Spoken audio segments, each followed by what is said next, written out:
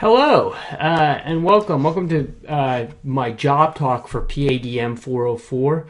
I knew a lot of people wanted this and they wanted to incorporate careers and how this master's degree fits into their long-term career plan, so I thought I would do that with this section. I didn't get too much enthusiasm for the Adobe Connect, so I'm just going to go with this and put it on YouTube, and if you have any questions, feel free to ask me. So just want to cover this, about 10 minutes. Introduction, military transitions. I know there's a lot of military folks here. Contractor versus federal. I know a lot of people are on one boat or the other, or looking for jobs in one boat or another. USA Jobs, and I will touch on that a second. How to navigate that website. I'll talk career decisions, then best and worst interview techniques, and then conclude with who's hiring. So what I want to start off with is military transition, military to civilian transition. I've worked with a lot of people on this, with friends and family and people while I was in career, while I worked as in the private sector. So I've seen it all. I've worked with lower enlisted, senior enlisted, junior officers, senior officers, and I've seen what they've done well and what mistakes they've made. So I just want to cover kind of the top 10 observations that I see.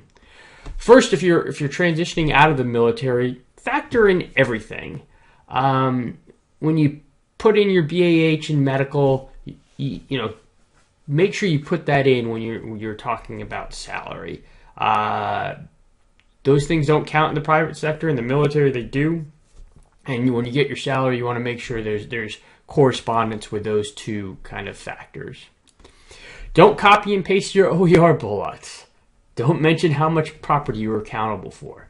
No one really cares. Just no one really cares about that you signed for $50,000 of equipment or you signed for this. That's not an achievement. The fact that you might have been the best NCO or officer in your section or best lieutenant in your battalion, that matters. But don't copy and paste your OER bullets. I've seen that. People will know what they look like. It's just a sign of being lazy. Get a professional niche resume writer, and I'll talk about that in a second. But some of these, particularly if you're talking about niche jobs within law enforcement, police, federal intelligence, get someone to write your resume. That will go a long way. Know when to have formalities. This is particularly, and I'm going to throw this out there for the 06s and senior E9s. Some of them have an expectation because they were treated like the Queen of England when they were in the private sector or in the military. That doesn't fly in the private sector. I've worked for a CEO of a company that didn't have a secretary and prided himself on not having a secretary. And he worked in the same office as everyone else does. Very few times in the private sector are you going to have your own office, your own secretary, your own staff that's at your beck and call. And I don't think a lot of the senior officers and senior NCOs understand that. Now, forgive me if I'm generalizing too much, but I think that's those are my observations.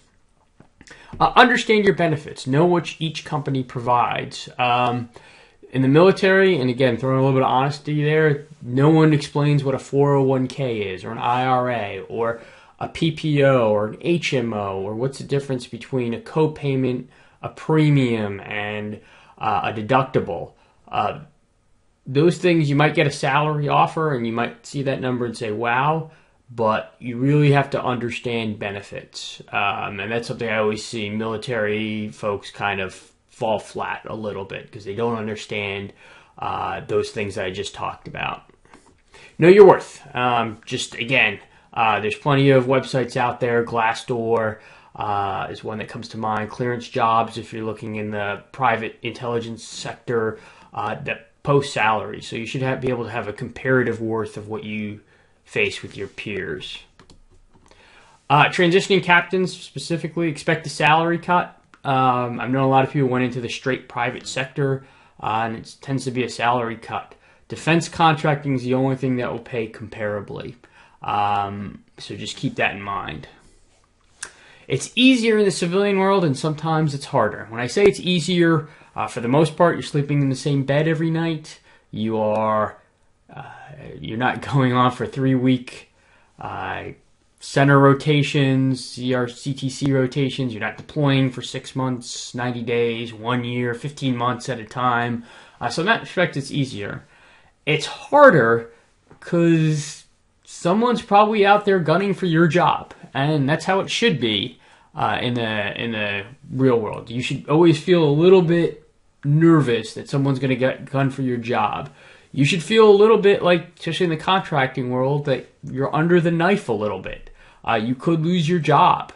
And personally, I think that's a good thing because that builds a little bit more competition. But you're basically you're gonna be paid a salary, and you're going to be expected to make more for the company than your salary is, and your productivity and how much you're worth and how much you bring in is tracked to the dollar. And I don't think you see that in the military world.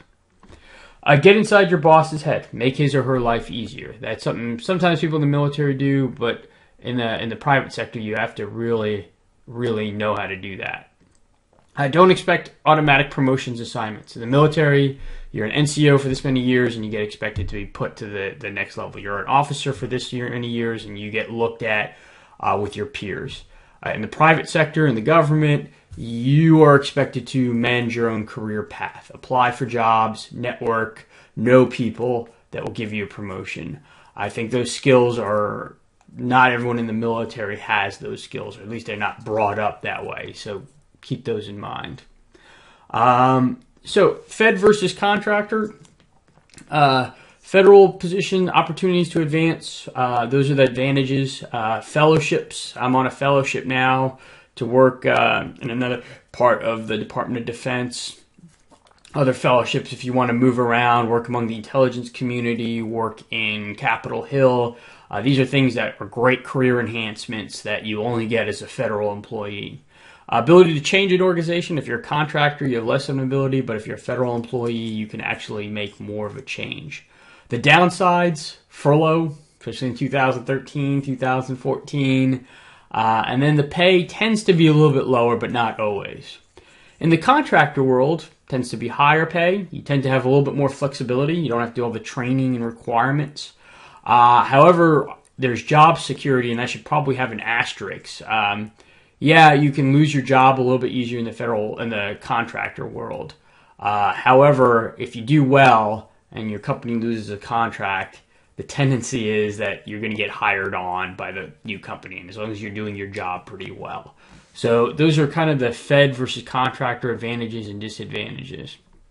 USA Jobs, the one thing I'd like to just bring up, and I'm posting mine here, is a USA Jobs resume is going to look a lot different than a federal resume. In a federal resume, you want it 1 to 2 pages. In a USA Jobs resume, and you can see it here, you have maybe 1 to 2 pages per job. And you want thick bullets pulled right from the job description that shows that almost is your knowledge skills section there. They used to have these KSAs that you have to write essays for. Now it's almost like the KSAs are in the resume itself. So contrast that between a private sector and public sector resume. And I would get a niche writer to write your resume. Just interviews, how to market your degree. I think this is important as you guys have your advanced degrees, and most of you have some sort of military or operational experience in some way or another. And what you would market your degree in is you can bring those two halves of the walnut, for lack of a better term, together. You know, a lot of people have academic credentials, a lot of people have operational experience. Not too many people have both. And that's how I would market your degree. I would say that you bring those two halves, those two parts together to bring a better product forward. So that's kind of something that I think you should use if you go to an interview. Some other mistakes I've seen: did not check the website. That's a given. You got to check the website. You got to be familiar with all parts of the company. Too informal. You should go into an interview I don't care if that guy is younger than you, or a guy or woman is younger than you. If you think that person deserves, that person automatically is your hire. He or she deserves your respect. You'd be shocked how many people think that, oh, this kid's 28 years old and I'm 45. I don't need to be formal with him. Not true. So that's kind of an issue. Another issue, again, at the bottom, did not explain how to be value added. I always say, ask in the question section of the interview, okay, what do you need me to do in the next 30, 60, 90 days? What milestones do you need me to have? Where do you want your company, your section, your division to be at that it's not now, and how can I assist that? Make sure you ask that, or at least, better yet, you have a plan to do that. That's always better, whether it's increased revenue or increased partnerships. Come with as a plan to do that in your interview. So that's kind of it. If there's any questions or issues, don't hesitate to ask, and I will see you soon.